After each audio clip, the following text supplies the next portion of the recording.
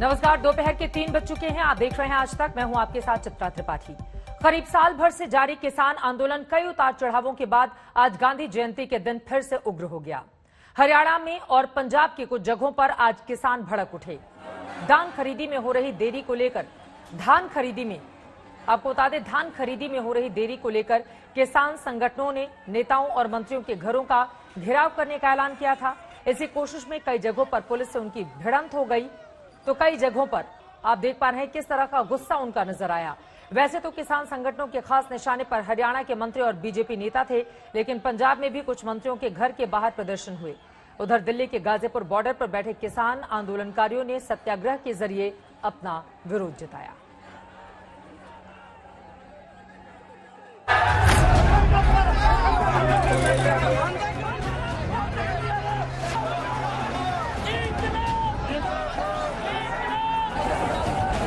महात्मा गांधी की जयंती पर किसान आंदोलनकारियों ने नए सिरे से अपनी शक्ति का प्रदर्शन किया। ट्रैक्टरों से परेड निकाली, पुलिस बैरिकेडिंग तोड़ी, पुलिस से धक्का मुक्की की, बीजेपी नेताओं का घेराव किया। जवाब में पुलिस ने भी पानी की बौछार छोड़ी। हरियाणा के कई शहरों में किसान इसी तरह सड़क पर उतरे। करनाल में सीएम मनोहर लाल भी किसानों के कहर से नहीं बच सके। पुलिस बैरिकेडिंग तोड़कर किसान आंदोलनकारी मुख्यमंत्री आवास के बाहर धरने पर बैठ गए। मुद्दा है धान खरीदी में हो रही देरी का। वैसे तो देरी का निर्देश केंद्र सरकार का है, लेकिन ये सारा बवाल ज्यादातर हरियाणा में हुआ, जहां बीजेपी की सरकार से किसान संगठन पहले ही खार खाए बैठे हैं। करीब साल भर से धरना प्रदर्शन कर रहे आंदोलनकारी केंद्र के इस निर्देश पर भड़के हुए थे। चेतावनी भी दे रखी थी कि हरियाणा सरकार की ईंट से ईंट बजा दी जाएगी। आज कोशिश भी वैसी ही रही। हम सरकार को साफ तौर पे चेतावनी देना चाहते हैं कि कल खरीद शुरू कर ले खट्टर साहब। हमारा खून मत जला, हमारा सत मत देख, कल खरीद शुरू कर ले, अच्छा रहेगा। फिर चेतावनी दे रहे हैं, कल खरीद शुरू कर ले, वरना परसों तेरे एमएलए, तेरे एमपी, तेरे नेताओं को इस तरीके से घेरेंगे, घर में बंद करेंगे, उनका कुत्ता भी बाहर नहीं निकल पाएगा।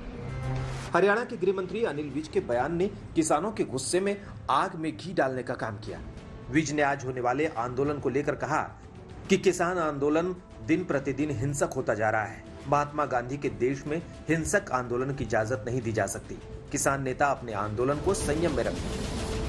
हम आज भी जो है अहिंसा के दायरे में बैठे हुए हैं। ये महात्मा गांधी का देश है, ये लाल बहादुर शास्त्री का देश है, इन लुटेरों का देश नहीं है।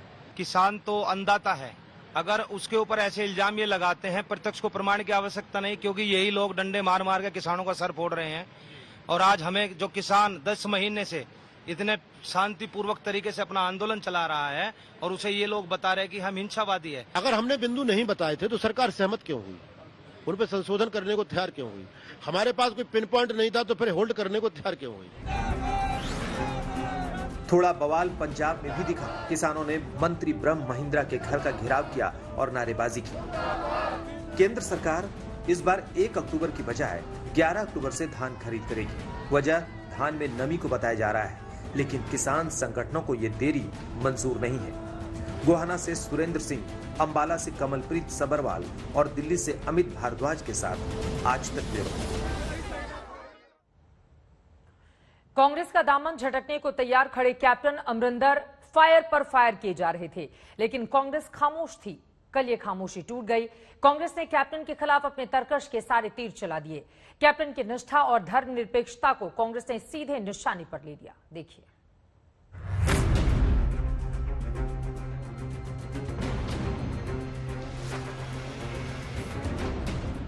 अमित शाह और डोवाल से कैप्टन की मुलाकातों के बाद कांग्रेस को जब यकीन हो गया कि कैप्टन की वापसी नामुमकिन है, तब उन पर आरोपों की बौछार शुरू हो गई। जिम्मा दिया गया प्रदेश प्रभारी हरीश रावत को। रावत ने अमरिंदर पर चुन चुन कर वार किया, तो अमरिंदर ने भी जवाब देने में देरी नहीं लगाई। अमरिंदर ने पार्टी से निष्ठा नहीं दिखाई। पार्टी के प्रति मेरी निष्ठा थी, जिसके चलते मैंने कई महीनों तक अपमान सहा। अगर मेरा अपमान करने का इरादा नहीं था तो सिद्धू को खुल्लम खुल्ला मेरी आलोचना करने की छूट क्यों दी गई? सिद्धू और उनके साथियों को मेरे अधिकारों में हस्तक्षेप करने की छूट क्यों दी गई? मैंने सभी चुनाव में शानदार प्रदर्शन किया, लेकिन इस पर पार्टी का ध्यान नहीं गया। कैप्टन और कांग्रेस का रिश्ता करीब करीब खत्म है, सिर्फ औपचारिकता बाकी है। इसलिए ना तो कैप्टन और न ही कांग्रेस पार्टी को एक दूसरे की बखियां उधेड़ने में कोई गुरेज है। कांग्रेस का आरोप है कि अमरिंदर ने पार्टी से मिले सम्मान की कद्र नहीं की। मुझे बेहद अपमानजनक तरीके से सीएलपी बैठक के पहले इस्तीफे के लिए मजबूर किया गया। ये सब दुनिया ने देखा। इसके बावजूद राव जी जो उल्टे आरोप लगा रहे हैं, ये अपमान नहीं है तो क्या है? सिद्धू ने अभी भी पार्टी को बंधक जैसा बना लिया है और नए नए फरमान जारी कर रहे हैं। ऐसा क्या है कि पार्टी सिद्धू के इतने दबाव में है और पंजाब में अपना भविष्य भी दांव पर लगाने को तैयार है? मेरे ऊपर कोई एलिमेंट ऑफ डाउट है कि मैं चला नहीं सका या कोई बात हुई, पर आई फील ह्यूमिलिएटेड कि जिस तरीके से ये बात हुई है। वो पार्टी के प्रांतीय अध्यक्ष रहे और 2 बार 9.5 साल करीब मुख्यमंत्री रहे। यदि ये ह्यूमिलेशन है तो फिर दूसरे वरिष्ठ नेता जिनको उनकी तुलना में बहुत कम अवसर मिल पाए, उनसे अमरेंद्र सिंह जी को अपनी तुलना करनी चाहिए। कांग्रेस से बगावत और सिद्धू पर हमलों के लिए कैप्टन ने राष्ट्रवाद को हथियार बनाया, तो जवाब देने के लिए कांग्रेस ने उनकी धर्मनिरपेक्षता पर हमला बोल दिया। जरिया बना बीजेपी से बढ़ती अमरिंदर की नजदीकियां। सवालों में अमरिंदर का सेकुलरिज्म। मेरे सबसे कड़े आलोचक भी मेरे धर्मनिरपेक्षता पर सवाल नहीं उठा सकते। हरीश रावत जैसे सीनियर नेता अब ये सवाल उठा रहे हैं। इस पर मुझे अचरज नहीं है। I will tell you later. I've already said so. Number 1, I am not going to remain in the Congress. Number 2, I am not joining the BJP. That is enough for at the moment. Sidhu का काम है party चलाना, चरणजीत चन्नी का काम है government चलाना। फिर से कहना चाहता हूं कि अभी तक जो बातें कही हैं कैप्टन अमरिंदर सिंह जी, उस पर फिर से विचार करें। अमरिंदर बाहर से कांग्रेस को निशाना बनाए जा रहे हैं, लेकिन कांग्रेस के अंदर उनके सुर में सुर मिलाने वालों की कमी नहीं है। सिब्बल, गुलाम नबी आजाद, चिदंबरम, मनीष तिवारी के बाद हरियाणा के पूर्व सीएम भूपेंद्र सिंह हुड्डा ने पार्टी में आत्ममंथन का सवाल उठा दिया है। मैं तो एक कांग्रेस का हूं और जो कांग्रेस के हित में हमने समझा वो हमने उस टाइम कांग्रेस अध्यक्ष जी को लिख के भेजा और कांग्रेस को मजबूत होना चाहिए, क्योंकि जिस प्रकार से आज सिचुएशन हो रही है, चाहे आपने पंजाब का जिक्र कर रहे थे, पंजाब हो या और हमारे वरिष्ठ साथी जैसे गोवा में पूर्व मुख्यमंत्री गए या इस तरह केरल में जैसे हो रहा है, तो ये बहुत ही गहरी चिंता का विषय है। कैप्टन ने तो अपना भविष्य चुन लिया है। वो अपनी अगली पार्टी बनाने की तैयारी में है। सूत्रों का दावा है कि अमरिंदर अपनी अगली पार्टी तैयार करने वाले हैं। करीब 2 हफ्तों में इसका ऐलान भी कर देंगे। सोचना कांग्रेस को है कि वो इतनी अंदरूनी कलह के साथ आगे की राह कैसे बनाएगी। आज तक ब्यूरो। पंजाब की बिसात में नई चालों, शह और मात का अभी भी इंतजार है। सिद्धू खामोश हैं। कैप्टन ने आधा खेल दिखा दिया है, आधा बाकी है। उधर पंजाब के बहाने कांग्रेस में भी बड़ा खेल चल रहा है। असंतुष्ट नेताओं के गुट और गांधी परिवार के वफादारों में युद्ध छिड़ गया है।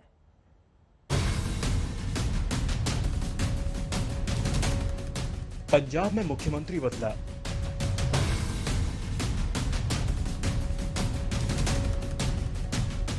प्रदेश अध्यक्ष बदला, अब प्रदेश प्रभारी बदलेगा। चुनाव से पहले सब कुछ बदलकर नया दिखाने की कोशिश पंजाब कांग्रेस पर पहले ही भारी पड़ रही है, लेकिन बदलाव की रफ्तार फिर भी थम नहीं रही। सूत्रों का दावा है कि अब पंजाब प्रभारी हरीश रावत की छुट्टी की बारी है। उनकी जगह हरीश चौधरी को कमान दी जा सकती है। हरीश चौधरी दिल्ली से चंडीगढ़ जाने वाले केंद्रीय पर्यवेक्षकों की टीम में शामिल रहे हैं। अपना रोल बड़ा होने की अटकलें आते ही वो गांधी परिवार की ढाल बनकर खड़े हो गए हैं। सोनिया गांधी जी, हमारे आदरणीय सोनिया गांधी जी राष्ट्रीय अध्यक्ष है, और ये किसने चुना? ये सीडब्ल्यूसी ने चुना। सीडब्ल्यूसी को अधिकार किसने दिया? कांग्रेस के आम कार्यकर्ताओं ने दिया, पीसीसी एआईसीसी के डेलीगेट्स ने किया। तो ये इस बारे के जो भी चर्चा हो रही है, शायद वो संगठन की संरचना नहीं जानते। कांग्रेस के राष्ट्रीय अध्यक्षा है, सीडब्ल्यूसी लगातार हो रही है। सीडब्ल्यूसी के अंदर जो अपनी बात रखने का प्रावधान है, पंजाब संकट के बहाने कांग्रेस के दिग्गज नेता पार्टी नेतृत्व यानी सीधे कहे तो गांधी परिवार पर निशाना साध रहे हैं। शुरुआत मनीष तिवारी ने की थी, उसके बाद गुलाम नबी आजाद, कपिल सिब्बल, आनंद शर्मा और चिदम्बरम जैसे नेता भी बगावत बुलंद कर रहे हैं। गांधी मूल्य जो है वो अब कांग्रेस में जिंदा नहीं है या नहीं, जिंदा तो इस सरकार में नहीं है, हमारे में तो आज भी जिंदा है, इसलिए हम यहाँ आए हैं। ये तो बात गांधी की करते हैं, लेकिन है आंधी, ये असत्य की आंधी है।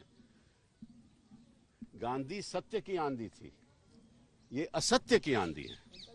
इनको मालूम ही नहीं कि गांधी के आदर्श क्या हैं। पंजाब की कांग्रेस की सियासी पराली इस कदर धुआं फेंक रही है कि दूसरे राज्यों में उसके सहयोगी भी आंखें मिचलाकर आग बुझाने की सलाह देने लगे हैं। पार्टी का प्रेसिडेंटशिप छोड़ दिया और उसके बाद तो सिर्फ मैं देखता हूँ ऐसे ही काम चल रहा है। इतनी बड़ी पार्टी अगर हेडलेस होगी, प्रेसिडेंट नहीं होगा पार्टी का, लोगों के मन में जरूर एक भ्रम पैदा होता है किसी भी पार्टी के बारे में। किसी जमाने में कांग्रेस के अंदर रसूख रखने वाले नेता भी पार्टी में छिड़े घमासान की जड़ गांधी परिवार में ही तलाश रहे हैं। Srimati Sonia Gandhi went to Shimla. She stopped in Chandigarh for some time. She could have sent for Amrinder Singh and other. She could have sent for Sidhu and say, "What is all this? Finish all this." But she didn't. Now, why didn't she? She the Congress president. But no, she won. As you said, Rahul Gandhi decided to go to Kerala. He said to go to UP. Well, you should be in Delhi, trying to find an answer for the crisis. Congress में छिड़ी इस राष्ट्रीय घमासान के बीच पंजाब के मुखिया चरणजीत सिंह चन्नी युद्ध विराम की कोशिश में हैं। सिद्धू नाराज थे कि उनकी पसंद के एडवोकेट जनरल की नियुक्ति नहीं की गई। अब चन्नी सरकार ने उन्हें मनाने के लिए एक नया स्पेशल पब्लिक प्रोसिक्यूटर नियुक्त किया है। राज्य सरकार ने ये जिम्मेदारी राजीविंदर सिंह बैंस को दी है। गुरु ग्रंथ साहिब बेअदबी मामले में सरकार का पक्ष वही रखेंगे। हालांकि युद्ध विराम का फैसला दोनों तरफ से होता है। चन्नी के इस दाव पर सिद्धू क्या करेंगे, ये सिद्धू को ही पता है। चंडीगढ़ से मंजीत सहगल, दिल्ली से आनंद पटेल और मोहित शर्मा के साथ आज तक ब्यूरो। कोविशील्ड वैक्सीन को लेकर ब्रिटेन के मनमाने और भेदभाव वाले रुख को लेकर भारत ने जैसे को तैसा की तर्ज पर सख्त कदम उठाए हैं। भारत ने भी जवाबी कार्रवाई करते हुए ब्रिटेन से आने वाले मुसाफिरों के लिए सख्त नियम बनाए हैं। इनमें 10 दिन का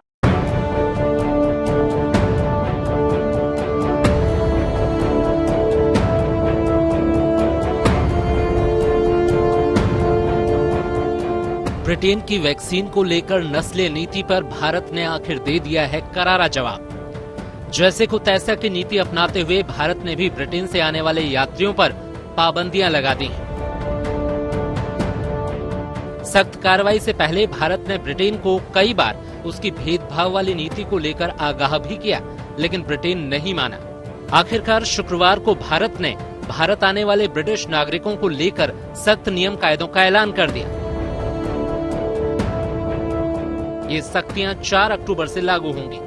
इनके मुताबिक वैक्सीन की दोनों डोज लगी होने के बाद भी भारत आने पर ब्रिटिश नागरिकों को यूके से रवाना होने से 72 घंटे पहले तक की RT-PCR रिपोर्ट दिखानी होगी। भारत पहुंचने पर एक बार फिर एयरपोर्ट पर RT-PCR जांच होगी। भारत आने के 8वें दिन एक बार फिर कोविड की RT-PCR जांच करानी होगी। कुल 10 दिन तक क्वारंटीन रहना होगा। भारत ये सख्ती करने पर मजबूर हो गया। पूरा विवाद कोविशील्ड को लेकर ब्रिटेन की भेदभाव वाली नीति पर था। लंबी बातचीत के बाद ब्रिटेन ने कोविशील्ड को मान्यता तो दे दी, लेकिन भारतीयों के लिए कुछ शर्तें जोड़ दी।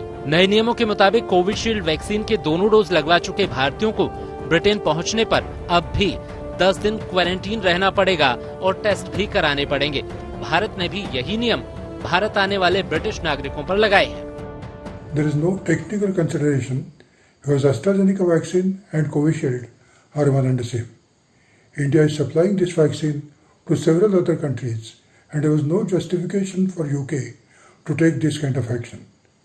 So Government of India, in spite of giving action, if UK did not respond, they had to take this reciprocal action and that's how it has happened. हालांकि कुछ विशेषज्ञ ब्रिटेन की नीति और उसके बाद भारत की जवाबी कार्रवाई को ठीक नहीं मानते।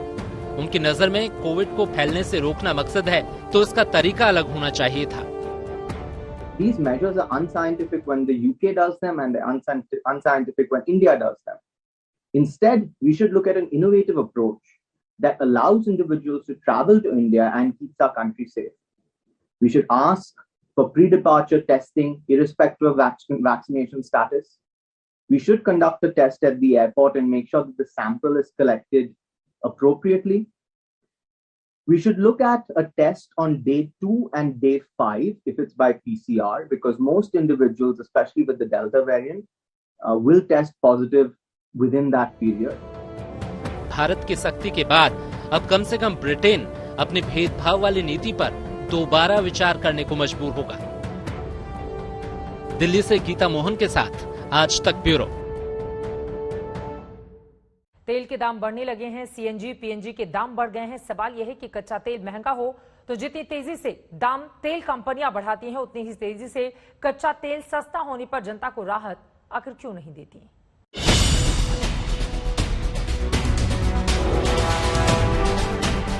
हाजिरी से काम करते हैं, 100 रुपए का पेट्रोल लग जाता है आने जाने में। ये महंगाई में और जीना मुश्किल हो रहा है। महंगाई बढ़ गया, जो आमदनी उतना ही है। सरकार से कुछ है कि इसका कुछ डिसाइड करे, देखे। लगातार 100 रुपए के पार चल रहा पेट्रोल भराने वाली जनता की हकीकत यही, जिसे राहत देने के नाम पर भी क्या लटका दिया जाता है। सवाल की वजह जानने से पहले नोट कर लीजिए कि जब त्योहार शुरू होने वाले हैं और 1-1 रुपए जनता के लिए कीमती, तब तेल कंपनियों ने पेट्रोल के दाम पिछले 3 दिन में 2 बार और डीजल की कीमत 7 दिन में 5वीं बार बढ़ा दी। तो आज आप ये समझिए कि क्या देश में पेट्रोलियम कंपनियां कच्चा तेल महंगा होने पर इस पटाखे वाली चटाई की तरह पेट्रोल डीजल के दामों में महंगाई की माचिस लगा देती है, जो लगातार दाम तड़ातड़ बढ़ता रहता है। यही कारण है कि मध्य प्रदेश, राजस्थान, महाराष्ट्र, तेलंगाना, कर्नाटक, बिहार, पश्चिम बंगाल, जम्मू कश्मीर, दिल्ली, एनसीआर और पंजाब देश के वो राज्य हैं जहां ज्यादातर जगहों पर पेट्रोल 100 रुपए से ज्यादा की कीमत वाला है। क्या कच्चे तेल का दाम घटने पर दिवाली की छुरछुरी की तरह बस थोड़ी सी राहत की रोशनी दिखाकर जनता को वापस अंधेरे में डाल दिया जाता है? क्योंकि जब कच्चे तेल की कीमत फरवरी में $6.42 प्रति बैरल बढ़ी, तो पेट्रोल की कीमत में कंपनियों ने करीब 5 रुपए प्रति लीटर का इजाफा महीने भर में कर दिया। लेकिन अप्रैल में जब कच्चे तेल का दाम $1.33 प्रति बैरल कम हुआ, तो वही फायदा जनता को देने के नाम पर पेट्रोल की कीमत में सिर्फ 16 पैसे की कमी प्रति लीटर लाई गई। जुलाई के महीने में हमने पता किया तो कच्चे तेल की कीमत $1.56 प्रति बैरल बढ़ी, तो फौरन लगातार पेट्रोल का दाम बढ़ाते हुए 3 रुपए 3 पैसे का इजाफा प्रति लीटर तक पेट्रोलियम कंपनियों ने किया। लेकिन अगस्त में फिर से जब कच्चे तेल के दाम $3.73 प्रति बैरल तक कम आ गए, तो सिर्फ 35 पैसे की कमी पेट्रोल के दामों में की गई। हालत ऐसी है कि कच्चा तेल सस्ता हुआ तो 65 पैसे की राहत देने में तेल कंपनियों ने 50 दिन लगाए, जबकि कच्चा तेल महंगा होने पर 45 पैसा प्रति लीटर की चढ़ाई 3 दिन के भीतर कर दी गई। मैं समझ नहीं रहा हूं भाई, जीडीपी एक तरफ दौड़ रही है और फाइनेंस मिनिस्टर, प्रधानमंत्री कहते हैं जीडीपी बढ़ रही है। फिर बात मुझे समझ आई, जीडीपी का मतलब क्या? गैस, डीजल, पेट्रोल, इनका ये कंफ्यूजन है।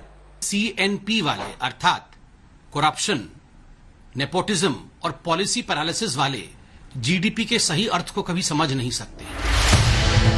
लेकिन राहत उतनी नहीं जितनी आम आदमी को चाहिए। 1 मार्च 2014 को घरेलू गैस सिलेंडर की कीमत 410 रुपए थी, जो अब 884 रुपए है। 7 साल में सिलेंडर का दाम 2 गुना बढ़ चुका। लेकिन पूरी राहत जनता को न गैस के दाम में मिल रही, न पेट्रोल डीजल पर। एक अनुमान के मुताबिक कच्चा तेल अगर $1 भी सस्ता हो जाए तो तेल कंपनियों को 8,000 करोड़ रुपए की बचत होती है, जबकि पेट्रोल डीजल पर 1 रुपया टैक्स बढ़ा दिया जाए तो 13,000 करोड़ रुपए का शुद्ध मुनाफा सरकार के खजाने में आता है। टैक्स बढ़े तो सरकार कमाए, कच्चा तेल सस्ता हो तो पेट्रोलियम कंपनियां। आम आदमी बस देखता रह जाए, महंगाई से जलती जेब पर मरहम पूरा कब लगेगा। आज तक ब्यूरो।